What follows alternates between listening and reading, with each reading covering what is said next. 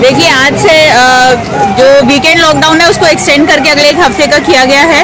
तो आज हमारा फ्लैग मार्च करने का यही उद्देश्य है, लोगों को एक संदेश देना कि अब लॉकडाउन लग चुका है और अनावश्यक रूप से अनावश्यक कार्य के लिए अपने घरों से बाहर ना निकले, अपने घरों के अंदर ही रहें।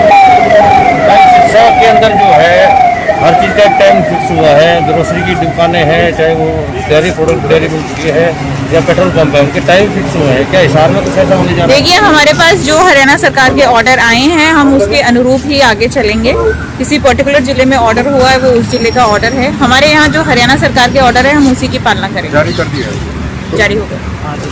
मैम तो क्या चीज किस समय तक खुले, कोई समय निर्धारित किया? क्योंकि शाम को 4 बजे दुकानें खुली रहती है, 5 बजे खुली रहती है और रात को 10 बजे। एसेंशियल गुड्स है, एसेंशियल गुड जो हैं उनको एग्जेम्पशन दी गई है। जैसे ग्रोसरी शॉप हुई, ड्रग्स, ये जो मेडिकल स्टोर्स हुए, इनको एग्जेम्पशन दी गई है। इसके साथ साथ ही जो लोग वैक्सीनेशन कराने आ रहे हैं उन्हें भी घबराने की आवश्यकता नहीं है, वो वैक्सीनेशन कराने आ सकते हैं। इसके साथ ही जो एग्रीकल्चर का प्रोड्यूस का प्रोक्योरमेंट चल रहा है उस पर भी इसका कोई इफेक्ट नहीं आएगा।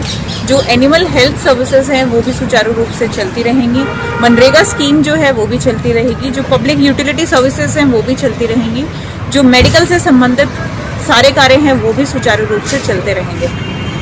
मैम मेडिकल की दुकानों और किराने को टाइमिंग दिया गया है या फिर पूरा दिन खोल सकते हैं किराना की दुकान? Essential goods will be exempted from the lockdown.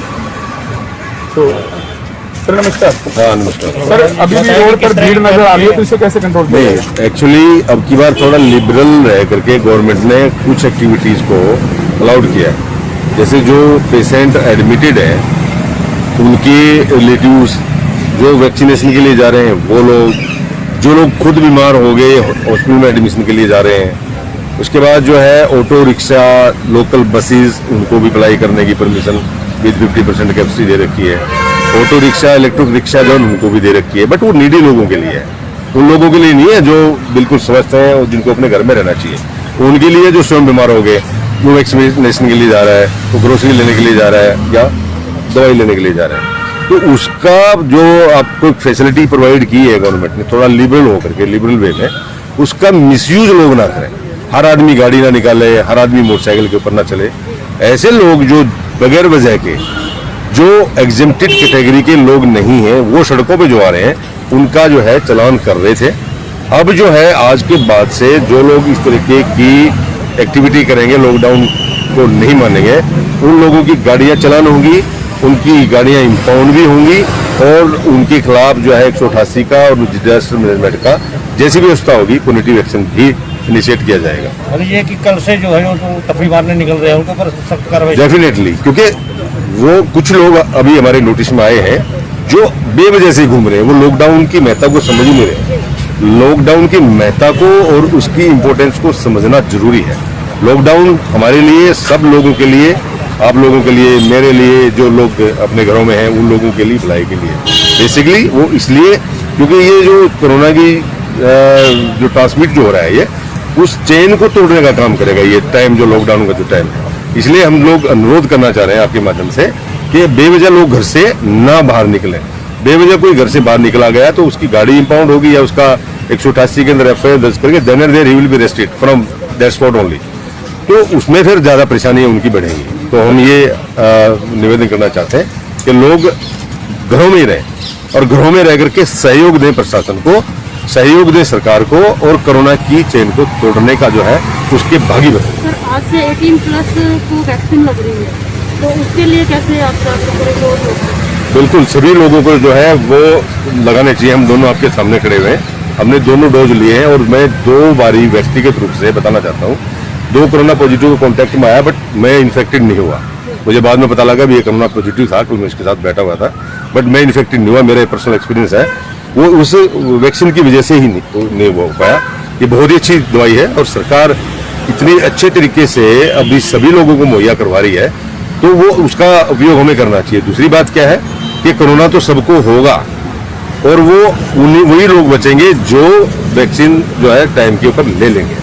तो अपने डिपेंड करता है हर आदमी के ऊपर कि ये प्रूव्ड है, टेस्टेड है, वेरीफाइड है, ठीक है, और इस वैक्सीन को लेकर के अपना और अपने परिवार का बचाव करें। दूसरी, परिवार को जो मैंने अभी यूज किया उसके पीछे रीजन क्या है, आप देख रहे हैं एक घर में अब जो नया स्ट्रेन जो आया है, एक बंदा इन्फेक्ट हो जाता है तो पूरा परिवार इन्फेक्टेड हो रहा है, और घरों के अंदर खाना देने के लिए एक दूसरे का हालचाल पूछने के लिए लोग नहीं है।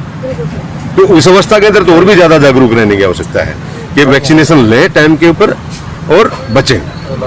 सर, दो शब्द जो आप हमारे महकमे के है कर्मचारी जिन्हें आप ड्यूटी दे रहे हैं, उन कोरोना वायरस के लिए दो शब्द आप। बिल्कुल, देखिए ये हमारे फ्रंटलाइन वर्कर जो हैं और हमारे हेल्थ वर्कर हैं, आप इनकी काम को अगर आप देखेंगे तो आप अचंभित हो जाएंगे कि इतना काम ये लोग कर कैसे रहे हैं और किस तरीके से ये 2 मिनट का जो है सांस लेने का टाइम निकाल लेते हैं। तो इसलिए हमने जो अपनी व्यवस्था करी है, हमने 2 शिफ्टों में ड्यूटियां बांटी। अब जो ड्यूटी कर रहे हैं हमारे जो कर्मचारी, 5 कर्मचारी हर एक चौक पर आएंगे ऊपर, ये लोग रात को 8 बजे के बाद से इनकी ड्यूटी हो जाएगी, बट ये रहेंगे इसी इलाके में प्रेजेंट। और रात के वक्त के ऊपर 3 लोग और हमने लगाए हैं, उनकी रात को 8 बजे से 8 बजे तक 12 घंटे की बहुत लंबी ड्यूटी होती है। बावजूद इसके क्योंकि हमारे पास लिमिटेड फोर्स है और उसी फोर्स से हमने काम चलाना है। ये नहीं कि हम लॉकडाउन को इन्फोर्स करने के लिए हमने फोर्स डिप्लॉय कर रखी है, कहीं पे हम हॉस्पिटल्स के अंदर हमने डिप्लॉय कर रखा है, कहीं गैस रिक्विजिट करने के लिए जो है ना वहाँ पे कर रखा है, गैस डिस्ट्रीब्यूशन के लिए कर रखा है, कहीं वीआईपी ड्यूटीज है, कोई सिक्योरिटी ड्यूटीज है, कोई क्राइम भी कमिट हो ही रहा है कि ऐसा तो नहीं भी लोग क्राइम कमिट करना बंद कर दिया। तो सब कामों में हमारी पुलिस जो है वो लगी हुई है, लेकिन हमने उनके स्वास्थ्य का पूरा ख्याल रखा हुआ है।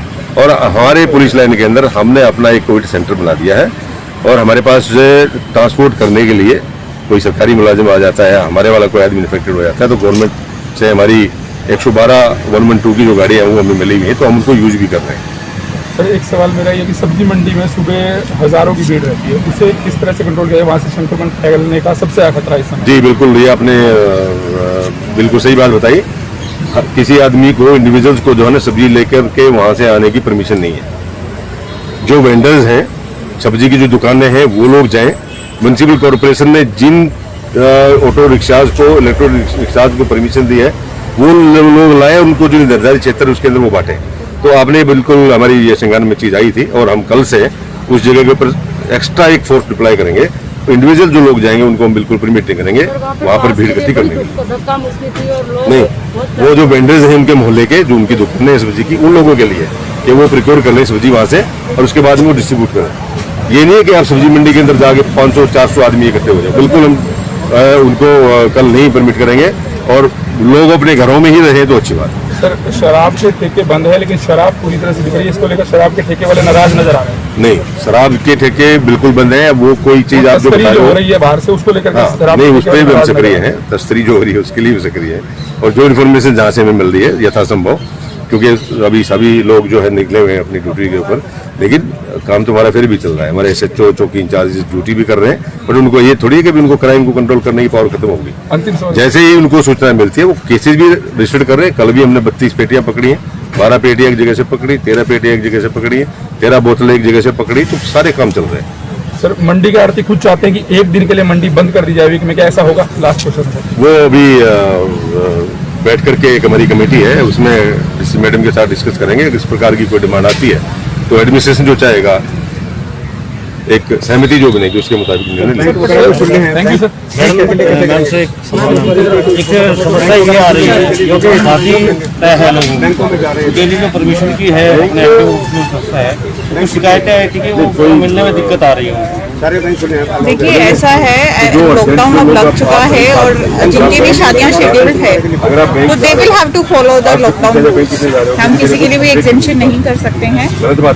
और जितनी ज्यादा आपने देखा होगा पिछले इतने दिनों में, अप्रैल के माह में जो महामारी ये फैली है, उसके पीछे एक बहुत बड़ा कारण यही था कि बहुत सारी शादियां शेड्यूल थी। शादियों से जो भी लोग निकल के आ रहे हैं, पूरे का पूरा परिवार, पूरे के अटेंडेंट्स, जो भी गेस्ट हैं, सब पॉजिटिव निकल के आ रहे हैं। तो ये एक सुपर स्प्रेडर की तरह मैरिजेस एक्ट कर रही थी। तो लोगों से अनुरोध है, मैरिज एक शगुन है, उसको जितने मिनिमम लोग हो अपने घर में ही, जो बेयर मिनिमम रिचुअल्स हैं उनके साथ अपने घरों में ही करें।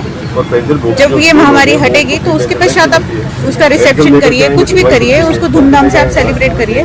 लेकिन अभी जब एकदम पीक पे चल रहा है तो किसी भी लोगों का इकट्ठा करना, शादी का बहुत बड़ा समारोह करना, इस प्रकार की चीजें यदि अवॉइड की जाए तो जो शादी का माहौल है वो आगे भी खुशनुमा बना रहेगा, वो गम में नहीं बदलेगा।